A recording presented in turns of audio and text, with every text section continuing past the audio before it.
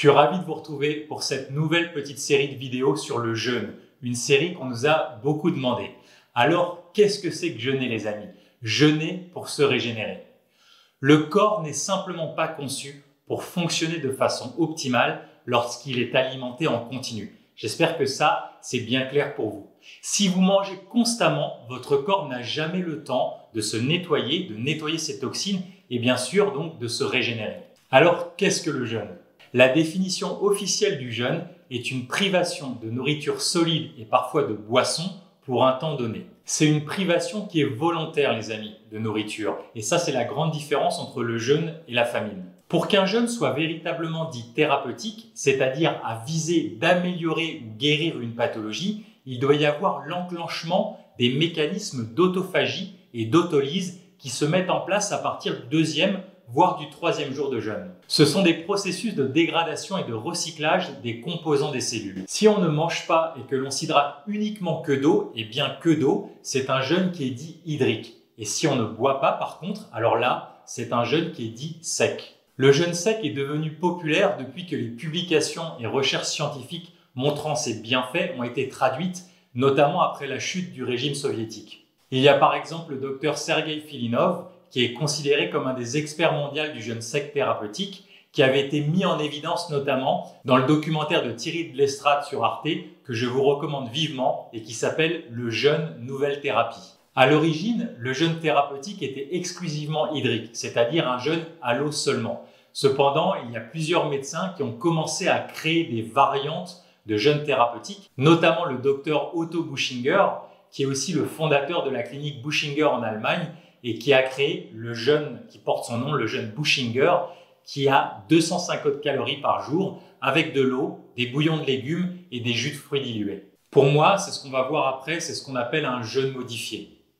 Et aujourd'hui, vous le savez, le jeûne est à la mode et il y a de nombreux centres de jeûne et randonnée en France par exemple et une multitude de pratiques de restrictions alimentaires qui sont apparues, comme les diètes et comme les jeûnes adaptés, les jeûnes modifiés. Le terme jeûne est associé aujourd'hui à toutes ces différentes pratiques et ça peut en devenir un petit peu confusant. On a par exemple le jeûne intermittent, 16-8, 5-2, le Warrior Diet où on ne mange qu'une seule fois par jour, le jeûne en cascade, le jeûne un jour sur deux.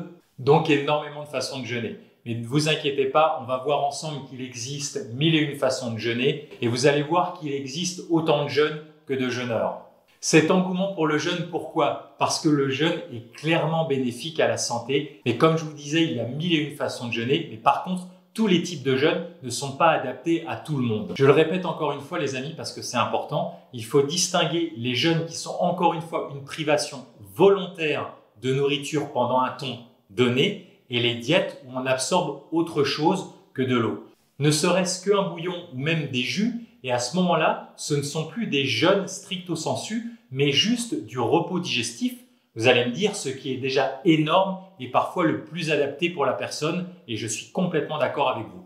Il y a des centres de jeûne d'ailleurs qui proposent ces jeûnes modifiés avec des jus de légumes pressés à l'extracteur et éventuellement des infusions ou des bouillons. Suivant la durée, l'intensité, un jeûne pourra être bénéfique à une personne et pas à une autre. Il est donc important de connaître les différents types de jeûnes pour savoir lequel sera adapté et d'être progressif. Le mot est progressif dans son expérimentation.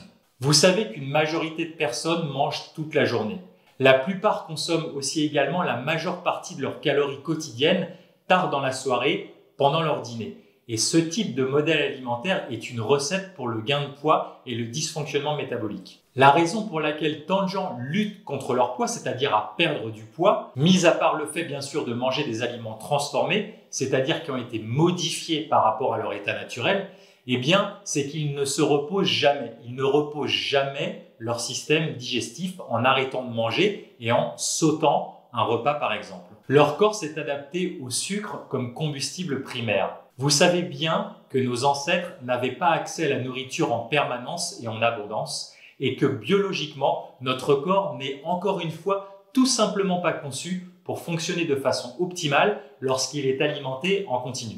Pour mes stagiaires, vous savez que j'aime donner l'exemple en stage que nous serions un petit peu comme une voiture. Je vais vous donner cette image mentale. Une voiture qui a deux réservoirs. Un réservoir d'essence, c'est-à-dire de glycogène, de sucre, et un autre réservoir d'acides gras qui est d'ailleurs bien plus gros en capacité. La plupart d'entre nous ne roulons que sur le réservoir d'essence toute notre vie, c'est-à-dire que en consommant du sucre, le glycogène. Et à peine un tiers du réservoir a été consommé, eh bien on s'arrête pour faire le plein de nouveau avec le repas suivant de notre journée, le petit déjeuner, le déjeuner ou le dîner. Le sucre est une source d'énergie pour votre corps, mais pas la seule. Il y a aussi les acides gras que l'on peut utiliser quand on change de métabolisme énergétique et que l'on passe de la glycolyse à la cétose. Je vous ferai une autre vidéo d'ailleurs pour vous expliquer de façon très simple et concise les métabolismes énergétiques de jeûne court et de jeûne long. Pour en venir au sucre, qui est la drogue numéro 1 de nos sociétés, vous savez que les quantités trouvées dans nos régimes modernes d'aliments transformés est très élevée et favorise la résistance à l'insuline. Et cette résistance à l'insuline est à son tour un facteur principal de maladies chroniques, de pathologies cardiaques et de cancer. Le jeûne et le jeûne intermittent aident le corps à utiliser de nouveau ces graisses comme carburant principal et à réduire considérablement le risque de maladies chroniques. Alors, quels sont les avantages du jeûne? Eh bien, le jeûne d'abord repose le système digestif et optimise les capacités de régénération du corps. C'est une des portes d'entrée de l'hormèse, cette fameuse loi physiologique qui explique qu'on peut se renforcer, devenir plus fort avec des stress qui sont adaptés. Le jeûne, c'est-à-dire encore une fois la privation volontaire de nourriture, eh bien en est une. Souvenez-vous qu'on a déjà vu ensemble dans une autre vidéo les 4 postes d'utilisation de l'énergie humaine. Le premier, c'est la digestion qui consomme 40% de notre énergie vitale. Après, s'il reste de l'énergie, elle est utilisée pour la réflexion. Ensuite, s'il reste de l'énergie, le 3e poste, c'est pour le mouvement. Et enfin, le 4e poste, il est pour la régénération du corps.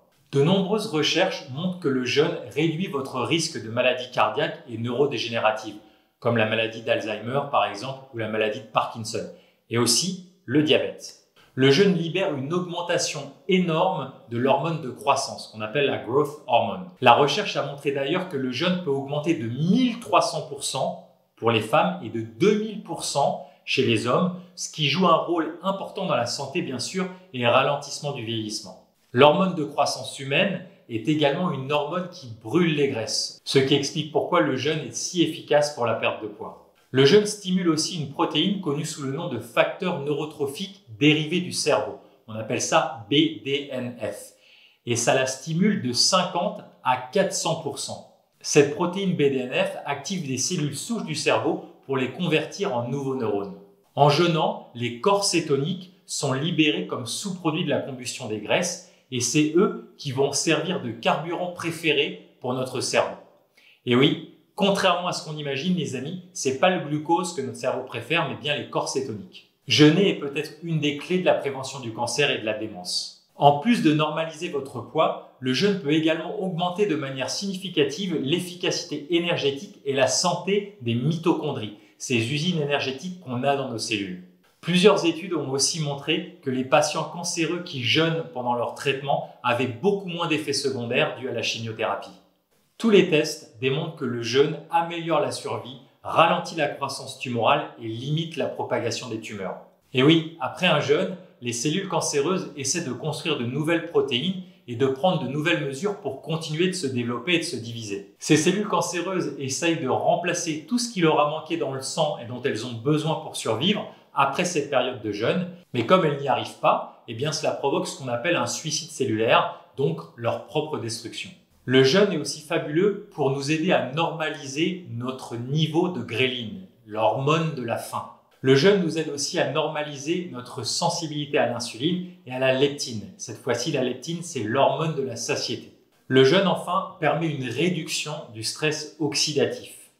Et oui, il diminue l'accumulation des radicaux oxydatifs dans les cellules et prévient les dommages oxydatifs des protéines cellulaires, des lipides et des acides nucléiques qui sont associés bien sûr au vieillissement et aux maladies. Et le jeûne a un intérêt certain dans la longévité grâce à plusieurs mécanismes qui sont déclenchés, comme encore une fois la normalisation de la sensibilité à l'insuline, mais aussi l'inhibition de la voie mTOR. mTOR, qu'est-ce que c'est? Eh bien, c'est une enzyme qui régule la prolifération cellulaire et la croissance cellulaire et qui joue un rôle important dans le processus de vieillissement. Selon le docteur Walter Longo, qui est professeur de gérontologie et chercheur sur le jeûne et la longévité, eh bien pour lui, le jeûne, c'est ce qui donne le signal aux cellules souches d'aller de l'avant et de commencer à proliférer et à reconstruire tout le système. Les changements métaboliques dus au jeûne stimulent un processus de nettoyage naturel. C'est un processus de dégradation et de recyclage des composants de toutes les cellules, et ça, c'est connu sous le nom d'autophagie. C'est à ce moment-là que votre corps se désintoxique et se débarrasse des cellules qui ont été endommagées. Le biologiste japonais Yoshinori Oshumi s'est d'ailleurs vu décerner le prix Nobel de médecine en 2016 pour ses travaux sur l'autophagie. Si vous souhaitez en savoir plus sur le jeûne, les amis, je vous recommande vivement le livre de Yelena Kantich. On va s'arrêter là pour cette première vidéo de cette série sur le jeûne. Je vous invite à nous laisser en commentaire si vous avez déjà expérimenté le jeûne et combien de temps, et nous dire vos retours d'expérience. Mettez-nous aussi un joli pouce bleu pour nous encourager et partager cette vidéo à votre entourage. Je vous dis à très vite pour la suite et d'ici là, prenez soin de vous les amis.